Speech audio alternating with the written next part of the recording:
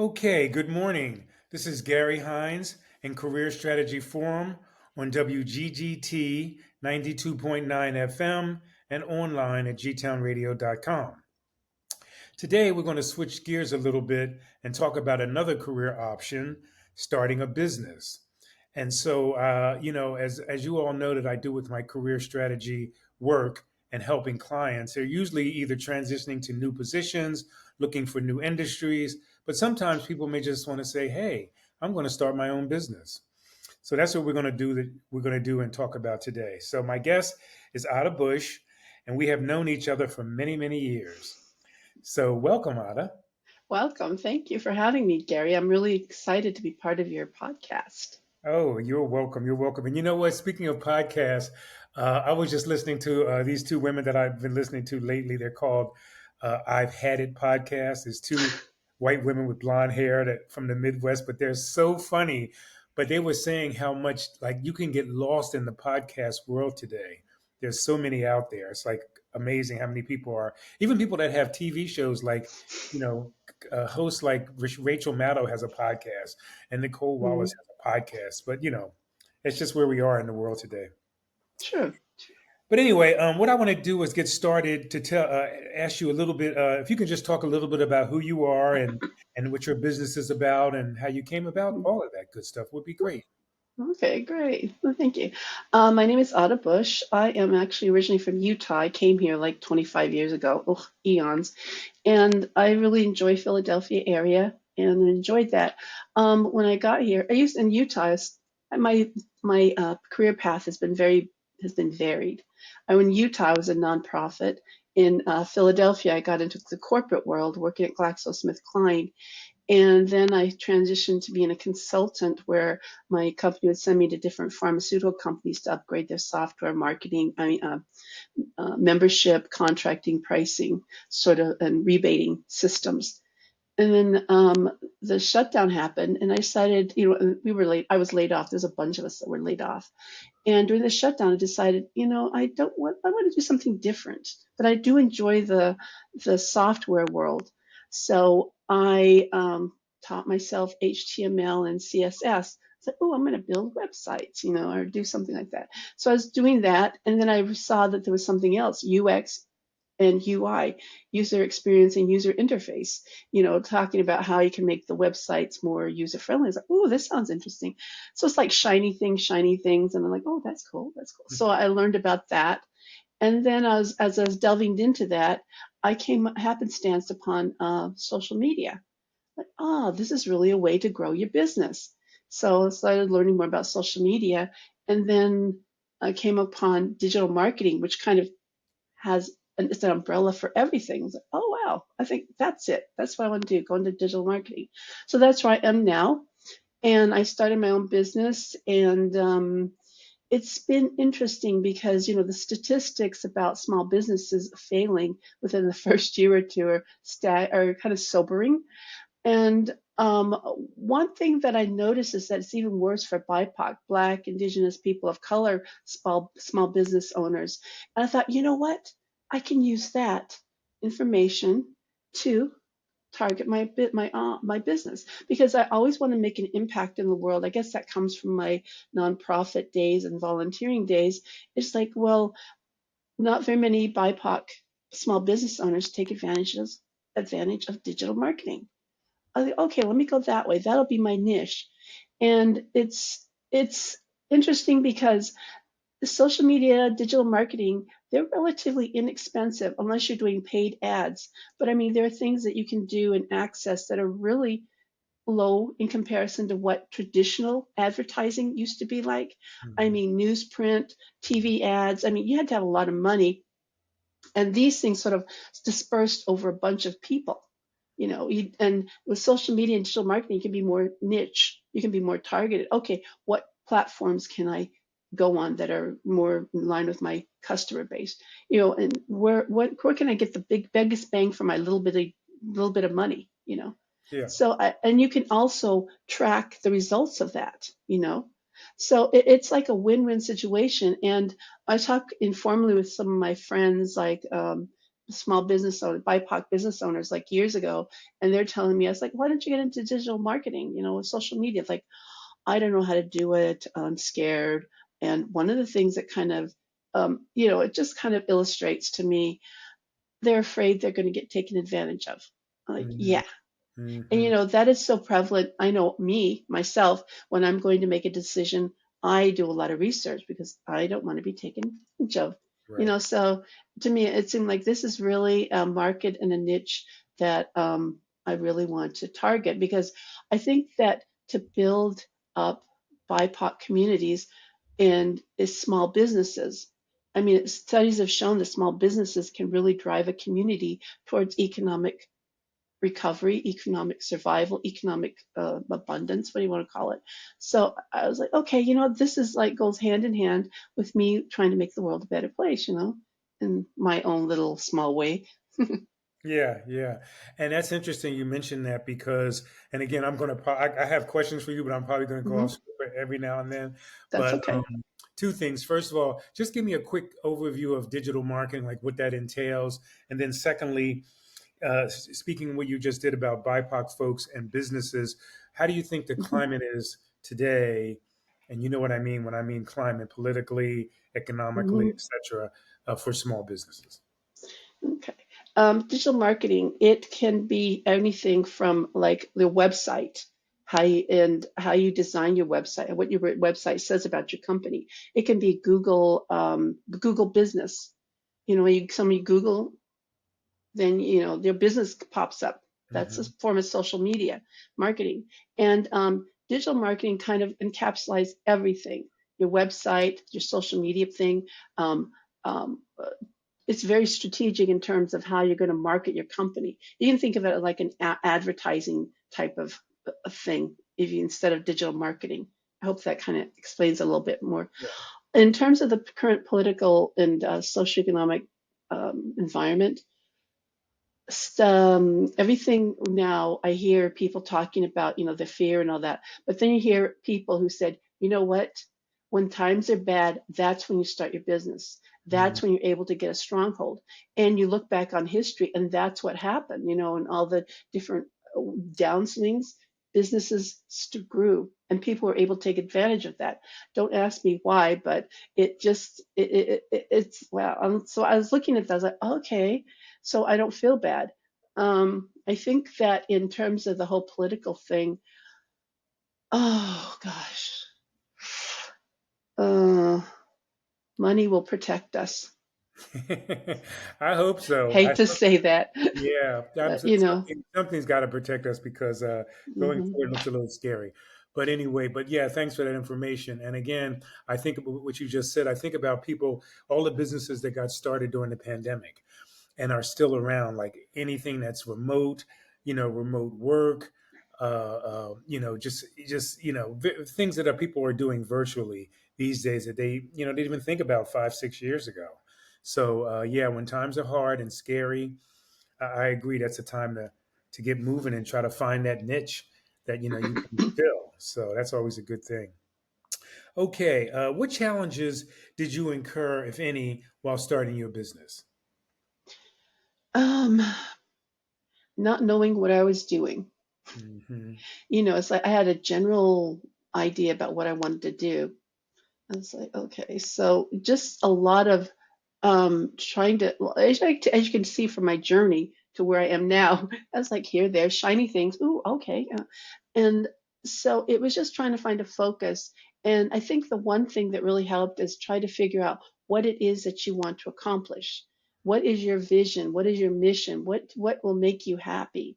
And so I kind of tied into that and like the BIPOC small business owners, and that helps sort of frame and make everything kind of clear. And if I came up against something, is that in line with what I want to do?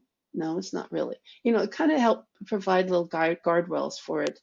Um, but the biggest thing I think that I would take away from this is always being open to learning. Hmm. I mean, as I went through and hit little roadblocks, I was like, what am I going to do? I don't know. I don't know very many small business owners. So a lot of just Googling, talking to people. ask him, well, how did you do this? How did you do that?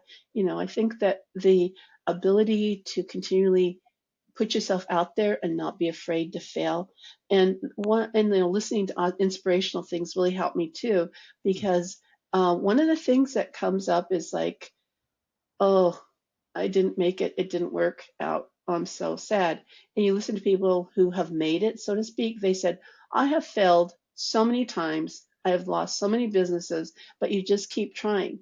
So you Hmm. just pick yourself up, dust yourself off, and start all over again, as the little song goes. So Yeah. that I think that helped too, is just knowing that failure is just, or not succeeding is just a point on the path to success. Very good. And it's something that resonated with me, what you just said earlier, is that if you get into a point where you're like unsure what to do next, or you don't understand something, you learn about it. Just like you said you took a course on such and such a thing, or you learned how to do various things that you didn't know before, but it all helped you out in the long run. So that's good advice. If you come across a roadblock, investigate it, try to figure it out. Like, how do I do this? Do I need to take a course? Do I need to hire somebody who's an expert in this area? Something Mm-hmm. of that nature. So good, good, good. Um, so you already mentioned the services you offer, but can you give me a little bit now, and to the audience listening right now, Ada did create my current website. So if you haven't seen that, go to GaryHindsConsulting.com and take a look at Ada's good work. She did that work for me. So I was going to ask you just to describe kind of what you do in the website development part of your business. Okay. In the website development part, well, it depends on what people want to have me do. Like with Gary's, it was sort of like revising what he currently had. Um, Kind of encompasses everything. Never mind. Let me take that back. What I do is talk with the client, figure out what they want to have the website accomplish. What do you want to have it do? Do you want it to draw business? Do you want to get leads from it? Do you want to do this? So all that, kind of requirements gathering type of information, getting that, which will help in designing the website. Then kind of developing a brand for that customer. Right now, branding is important when you're first starting out so that people start recognizing your company, that Mm-hmm. type of thing, your logo, your colors, the type of thing. And then once you kind of build that out, you're doing a wireframe. So, like asking the client, okay, what exactly you want? Is this what you want? And kind of like doing it in a paper type of form, paper or digital paper, and they say, okay, yeah, that is it. Then moving on to a 2D design, which is kind of like in color, looks kind of like what the website would look like. You're able to leap from one page to the other. And then if the client says, no, I don't like that, then changing it and, putting in the colors and have the taglines and everything like that. And then the client says, yes, I'm satisfied with it. And then going into optimizing the website. So page speed, how long it takes for the website pages to load up, um, putting the pictures in the optimal type of format so that they don't take as much time to load and they don't use as much memory. And putting on different things like different plugins that will help you um, optimize it. Like whenever something's happening, it kind of crunches up the data, crunches up the numbers, crunches up the pages, crunches up the pictures so that it goes by quickly. Like slow loading. Like you notice you do a page, it won't completely load until you scroll down to further, then it'll load up. So a lot of that sort of information goes on. And then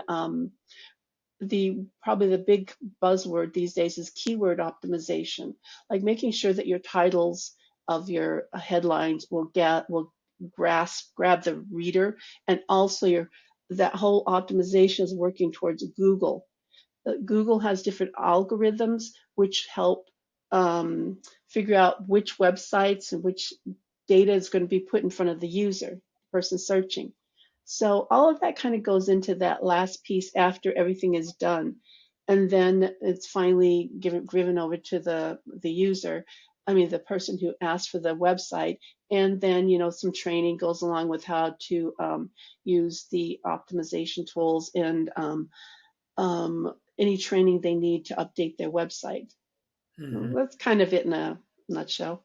Yeah, and just again for the audience's benefit, Ada really spends a lot of time working directly with you. There's phone calls, there's meetings, there's shared screens, etc. So you can really see step by step what she's doing and how it's going, and whether you like it or don't like it. And she'll say things like, "Does this work for you, or should this be smaller, broader, brighter, deeper, whatever?"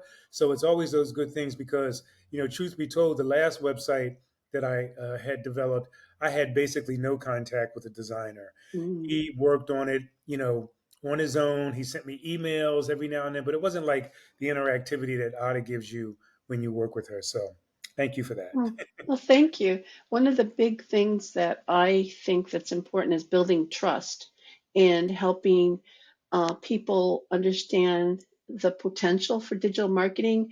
And also, one thing is I want to demystify digital marketing for people. It's like I take you by the hand, like, okay, let's go through this step by step, letting you know what I'm going to do, how I'm going to do it, and then getting the input.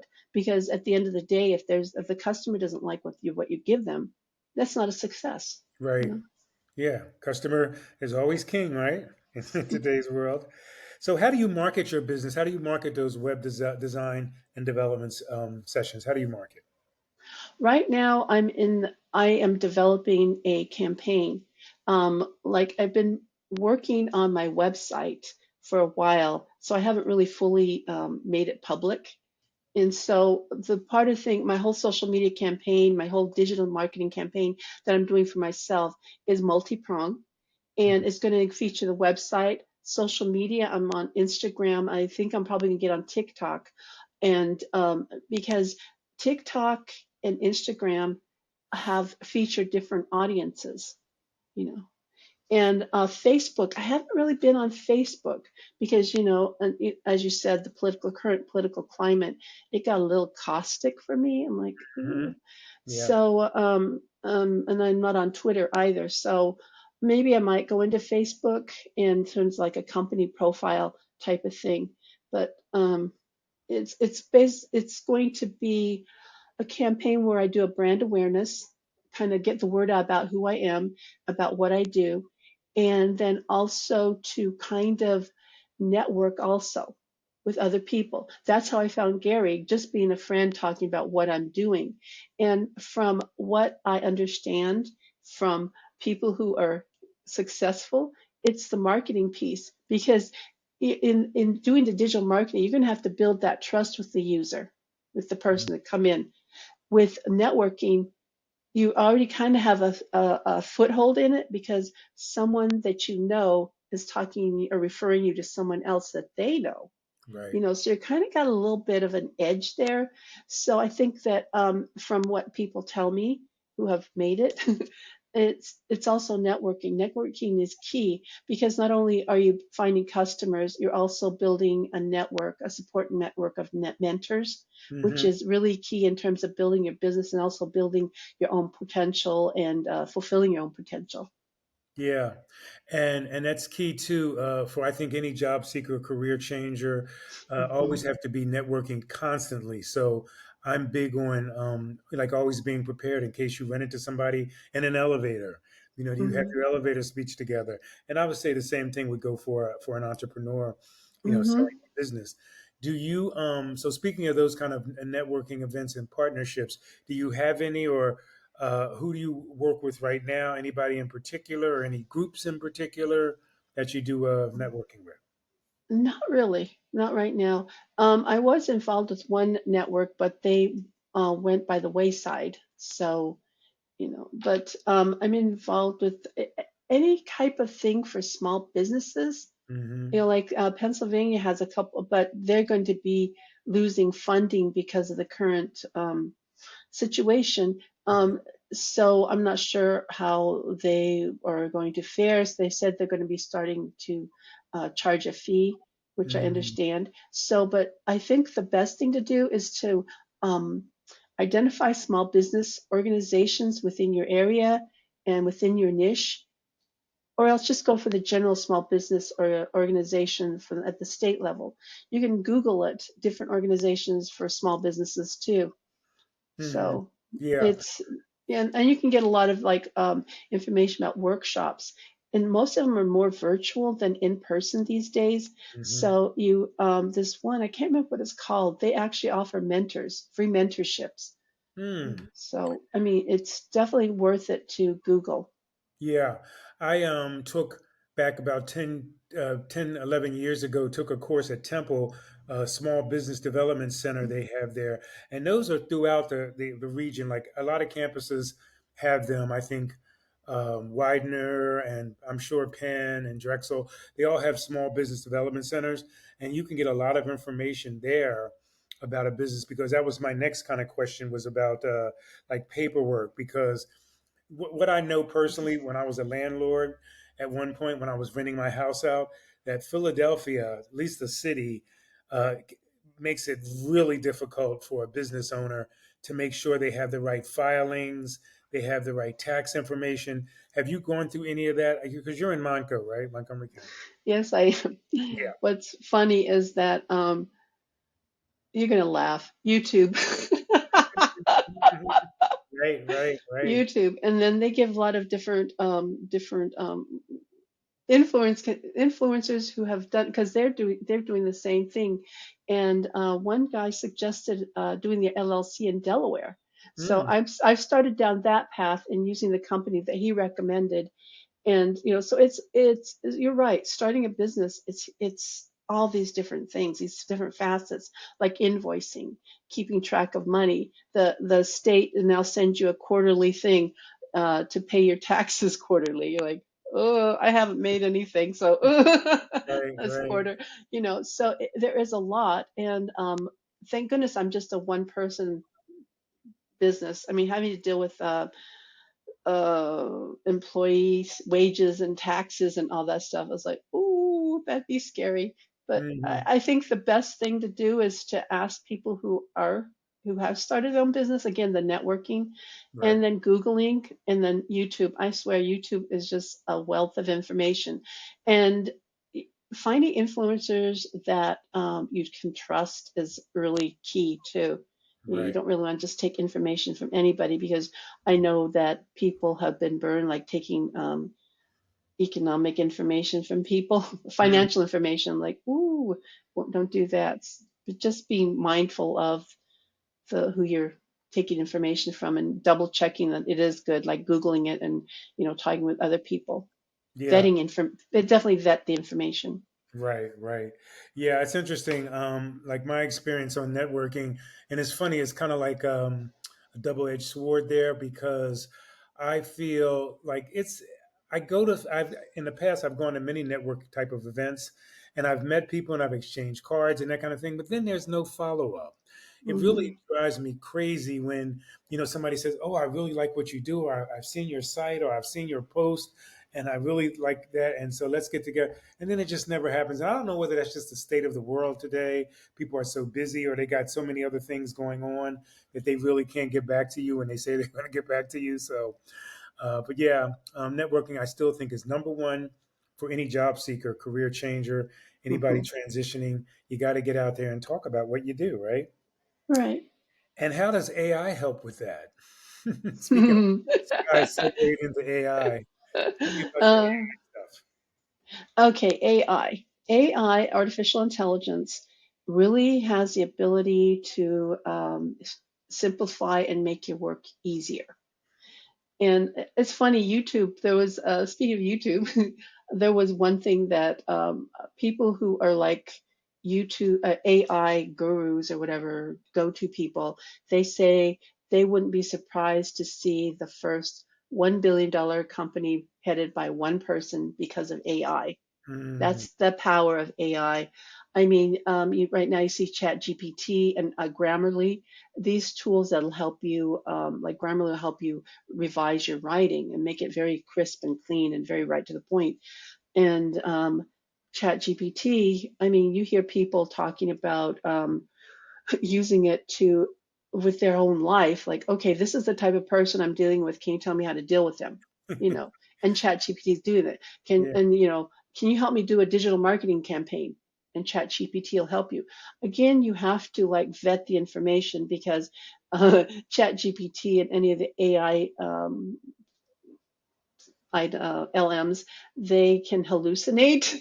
Mm, Sometimes they give you information, it's like, and then sometimes they give you different information. Like I'll ask it something, and it'll give me an answer. Then a day or two later, I'll ask, or maybe in the same day, I'll ask them the same question, and they'll give me a different answer. It's like, mm, okay. So again, you have to vet the information, but AI definitely has the ability to help you streamline your business and help you do things that you weren't quite sure how to do.